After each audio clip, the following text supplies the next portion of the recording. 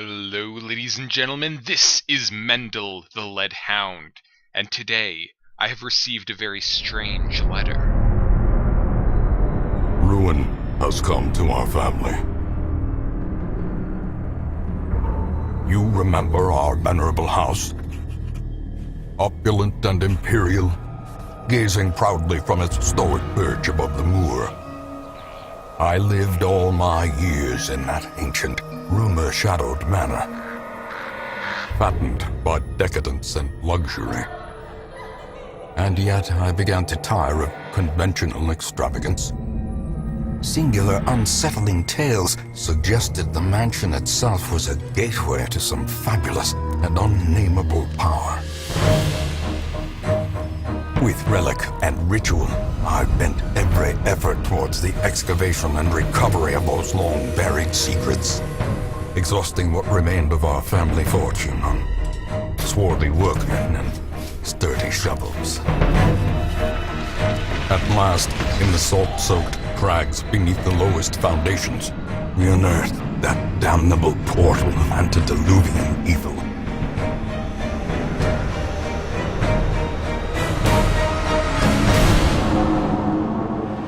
Our every step unsettled the ancient earth. But we were in a realm of death and madness. In the end, I alone fled laughing and wailing through those blackened arcades of antiquity, until consciousness failed me. You remember our venerable house, opulent and imperial. It is a festering abomination. I beg you, return home, claim your birthright, and deliver our family from the ravenous, clutching shadows of the darkest dungeon. Darkest Dungeon is about making the most of a bad situation. Quests will fail and heroes will die. The game expects a lot of you. How far will you push your adventurers? How much are you willing to risk in your quest to restore the hamlet? What will you sacrifice to save the life of your favorite hero? Thankfully, there are always fresh souls arriving on the stagecoach, seeking both adventure and fame in the shadows of the Darkest Dungeon. Hello, ladies and gentlemen, and welcome to my brand new playthrough. Today, we are starting a much more recent game. Usually I do something slightly older, but today we will be playing Darkest Dungeon, which was actually released this year that I'm recording this. So I do hope you enjoy it. It's the first time I've done a more recent game, and this is going to be fun because I am doing this in the style of the Nuzlocke playthrough, which is to say, there will be certain self-imposed rules to make this playthrough more difficult, which is funny because Darkest Dungeon is already designed to be a very difficult game, so this should be quite interesting. Now let me read the rules for you here before we get started. So, the first rule is you can only have one character from each class, so we can only have one Crusader, one Highwayman, one Arbalist, one Doctor, everything. Only one of each class. So there's only a certain number of classes. Once we run out, if all the characters die, that's it. The game's over and we can't go any further. The second rule is no running. We are not allowed to abandon any quests or run from any battles. We have to play everything through to the end, which could make things very awkward if it goes south for us. You know, it could be quite uncomfortable. The third rule is every 4 weeks we have to take on a boss. So this game works on sort of a weekly system where you go out, you do an adventure, you come back to the hamlet, and that's a week basically. You'll understand once we get into there. But all that means is that every time the week is a multiple of 4, we have to take on one of the bosses, which should make things very difficult, but it'll also hurry us along. The next rule, and this is why I'm calling it the Fading Light playthrough, is that we can only have 8 torches plus 4 for each firewood we are given. And this means that light is actually going to be a very important resource, and we're actually going to need to use abilities such as flare and the dazzling light on the vessel. I can't remember what it's called, but either way, we'll have to manage our light and make sure that we aren't just left in the darkness with tons of horrible Eldritch monsters ripping us to shreds. It's going to be we have to manage our torches and make sure that the dark doesn't encroach upon us, which is very important. And finally, in the classic style of Nuzlocke, all of the characters will be given names. Now, I have actually already come up with the names for all the characters. Since I know all the classes I'm going to be getting, I know exactly what all the characters' names are going to be. And we will get to that when we get to that, but I've named them all after characters that already exist in fiction, and I'll explain better why once we actually get to the hamlet. So for the time being, let's get right into the game and start things off.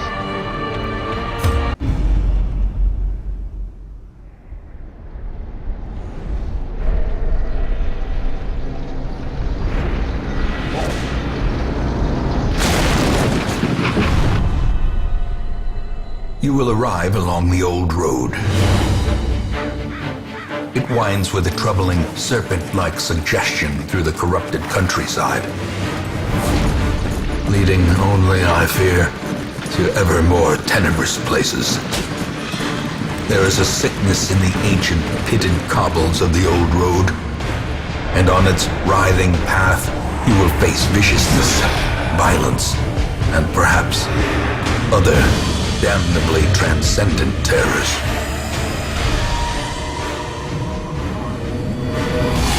So steel yourself, and remember there can be no bravery without madness.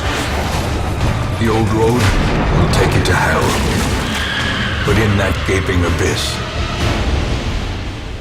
we will find our redemption. Yes, so for those of you who are unaware, Darkest Dungeon is, it's mainly based on sort of Lovecraftian lore, which is to say there are a lot of elder demons and undead and horrible mutations, and that is really the main theme of this game, and I really like that kind of stuff. There's also aspects of Edgar Allan Poe's writing and things like that. The art style is very reminiscent of this sort of...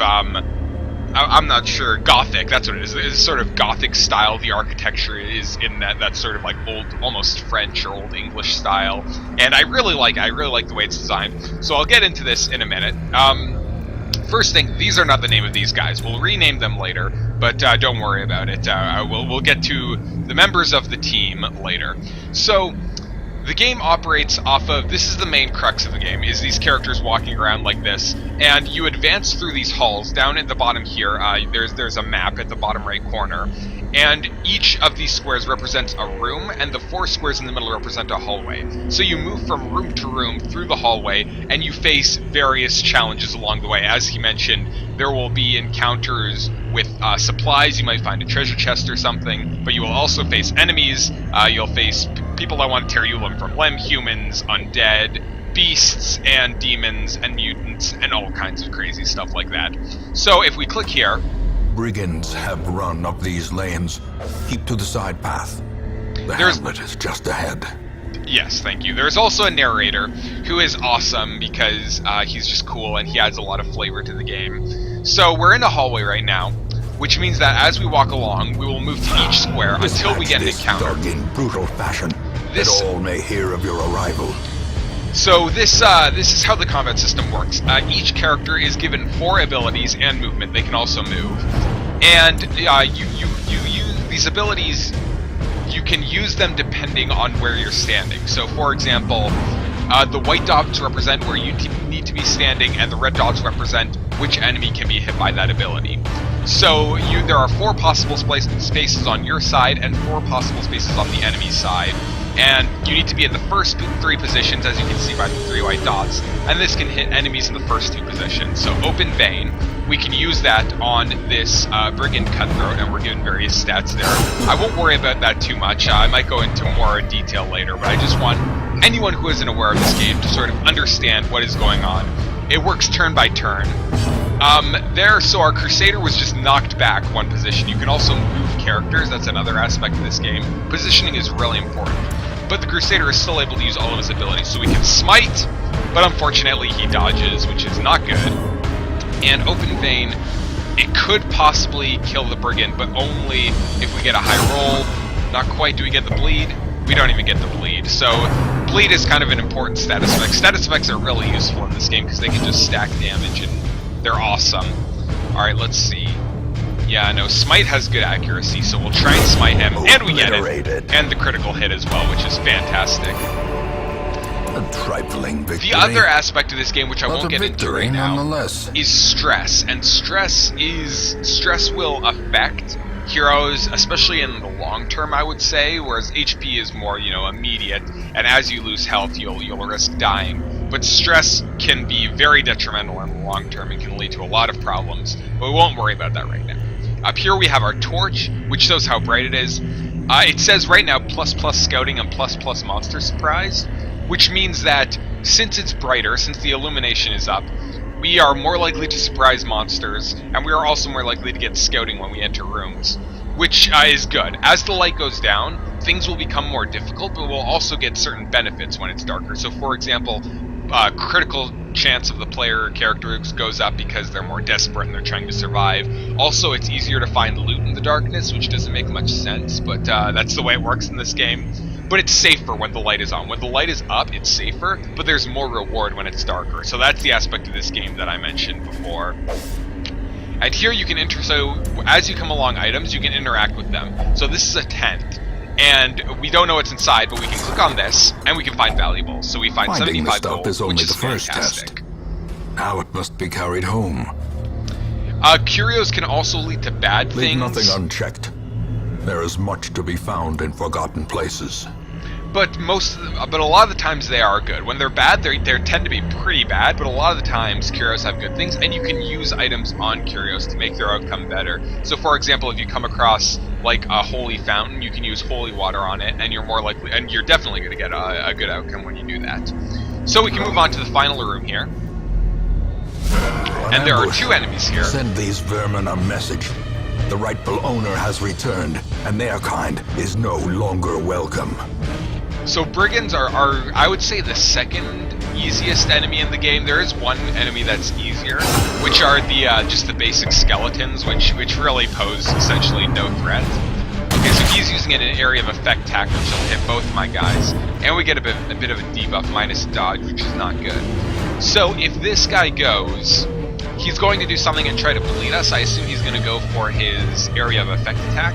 So what I'm going to do is I'm going to try and stun him. So now I click Stunning Blow, and this guy actually has a resistance to stun someone. He has a pretty good resistance to stun, so this isn't necessarily going to work, but let's see what happens. Okay, so we hit him, and we get the stun. So stun is a very important status effect. It causes them to lose their turn, so the big guy wasn't able to hit us, which is very good. Unfortunately, that guy is going to shoot us again. So let's try and finish off this big guy as quickly as possible. We'll open Vein again, but we miss, which kind of stinks. Okay, punishment. I believe this bleeds.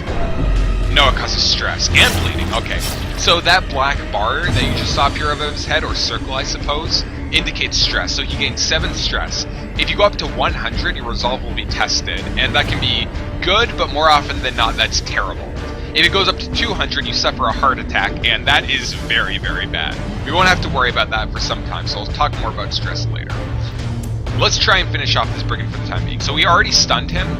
Let's just smite and see if we can get him down as quickly as possible. 9 damage, that's pretty good. Okay, and then we'll open Vein again. Hopefully we get the bleed. If we get the bleed, then we definitely kill him next turn. Okay, so that's bleed. So on his turn, he will take 2 damage, as this thing says. 2 damage per round. There you go, there's the bleed going off. So that's very important. This is another movement ability, it'll force my Crusader back, but that's actually fine, because we've just about destroyed this guy. I think one more smite will almost definitely kill him, unless we miss, of course, that's not good. Okay, as long as the Highwayman goes first. Okay, good. We can open Vein. Okay, there we go. So he is finished off. Now, corpses are left behind when enemies die, and that basically means that the corpse is still there. So my Crusader can't hit the guy in the back until the corpse is gone, basically. My Highwayman could if he uses his gun, but unfortunately he's in the wrong position. See, to use his gun, he needs to be behind the first position, but right now he's in the first position. So he could use Tracking Shot, but I don't Actually, I do want to use tracking shot because we'll use the Crusader's turn to move up, because otherwise we'll just be wasting a turn. So we can use tracking shot on that guy, which will give us a slight buff. Then on the Crusader's turn, we will move one step forward, and now we're back in the position we want to be in. So this guy is now forced to the front, and when he's in the front, all he can do is rush shot, because he's obviously a rifleman. His specialty is being at the back and shooting from behind. So when we force him to the front, it puts him in an awkward situation where he isn't able to do that. Also, he can't shoot him anymore, though. That's the other thing, is because he's in the very front, we're not able to shoot him. We could use Grape Shot, but Grape Shot is terrible against one person. So we'll just open Vein. He resists the bleed, but that's fine, as long as we get the smite. There we go! Okay, so things are finished. That's wonderful. Blossoms.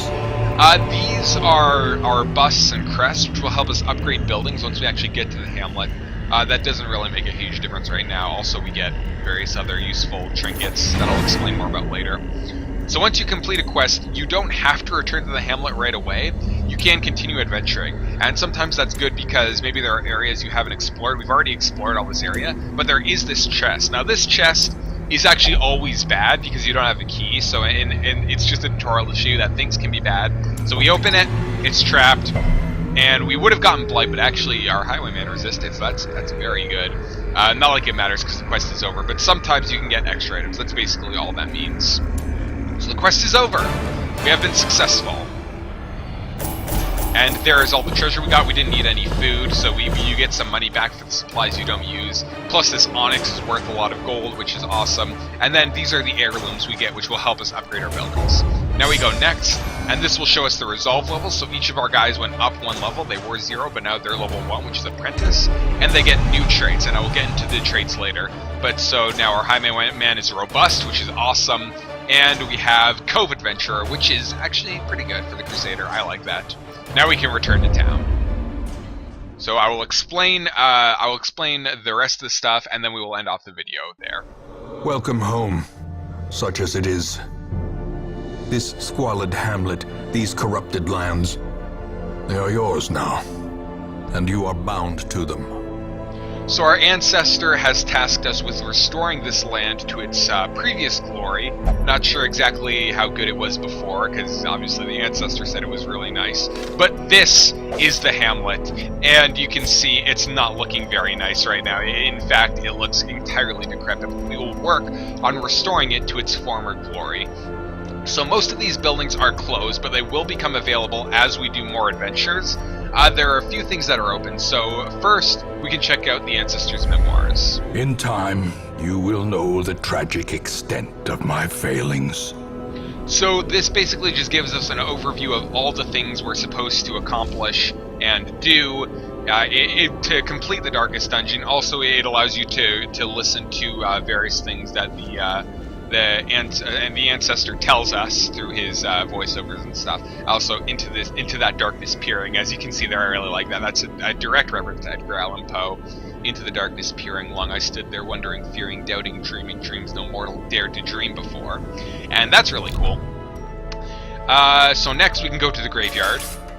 Most will end up here, covered in the poisoned earth, awaiting merciful oblivion. Yes, so as characters die, they will be given headstones in the graveyard, and as I said before, for us, once a character dies, we no longer have access to that class, which is makes things very difficult, essentially. To our right here, we have our roster, which shows our guys. You can sort them by various things, which doesn't really matter to us right now. They can't do any activities in the hamlet. Finally is the stagecoach. Now, this is very important, so let's go to the stagecoach. Women and men, soldiers and outlaws, fools and corpses. All will find their way to us now that the road is clear. So adventurers will come to us through the stagecoach. This is new characters who are seeking their fortune and glory, or want to rid the land of evil, essentially.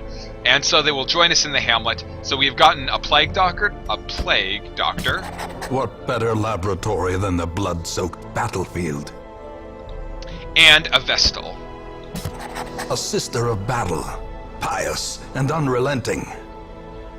Now the other thing I can show you in the stagecoach, which is essentially the last important thing, is upgrades for buildings. So down here, as I mentioned, so we have crests, deeds, portraits, and busts. Now these are used to upgrade your building, so all we can upgrade right now is the stagecoach, is that right? Yeah, because all we have is Ancestors' Memoirs and Graveyard, but we'll be able to, the Sanatorium, the Abbey, the Guild, everything we'll be able to upgrade with these things, so we don't want to spend too much right now. However, what I will do is this is the only upgrade I will make to the Stagecoach network, because we only have a limited number of heroes. So I will spend 1 deed and 1 crest, as it says here, to upgrade the Stagecoach network. Word is traveling. Ambition is stirring in distant cities. We can use this. So now, after each mission, there will be 3 available heroes. Rather than just the 2 that we have here, there would be 3 that we can choose from. And we will only be able to choose characters from classes that we haven't got yet. So this will be useful once we get back from the next mission. Now, so here's the activity log. As I mentioned, that's week 1. So already in 3 weeks, we're going to have to take on a boss, essentially, as I mentioned, which is going to be very difficult, and I'm not sure how that's going to go. It could end this playthrough very early, but I think that works. But yeah, that is the Leadhound Estate. As you can see, I named it the Leadhound Estate. We have come to restore the hamlet, and what we can look at now is the character pages. So each character has their own quirks, and there are positive quirks. So for example, our Crusader, which I will actually get to his name in a minute. His name is not Rain, although he has a different name. He has Warrior of Light, which means that he does more damage if there's more light, and Cove Adventurer, which he gained from the last mission, which reduces his stress damage. However, he also has negative quirks, such as God-Fearing, which means he will only pray for stress relief, so we can't send him anywhere to reduce his stress. The only thing he will do to reduce his stress is pray, which is kind of unfortunate. And also Kleptomaniac, which means that when we come up to certain curios, sometimes he will just take items. Like that's it, he'll just take them, and he won't give them to us, which kind of stinks. So finally, I will formally introduce the members of our party, because I am ready to give them names, and also I have a little introduction prepared for each of them.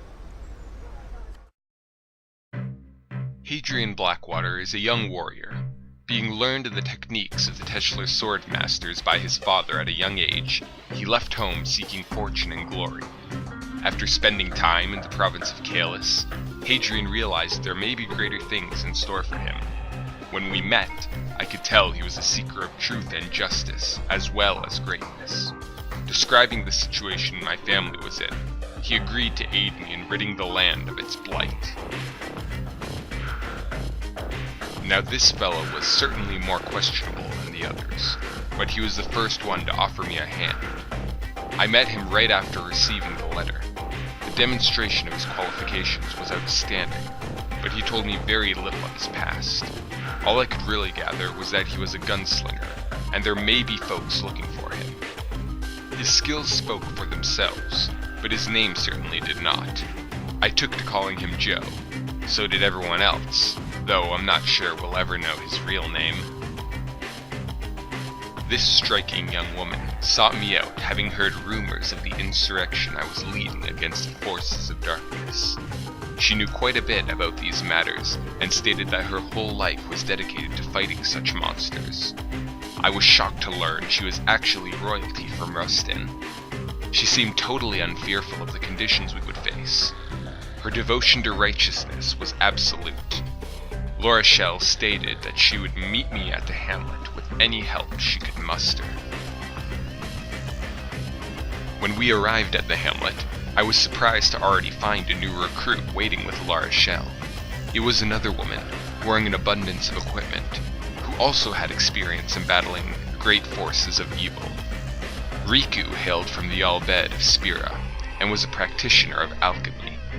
The mixing of elements and wielding of the knife to both help allies and hinder foes was her specialty. It seemed she was here to learn more about her alchemical art while putting her unique experiences to work.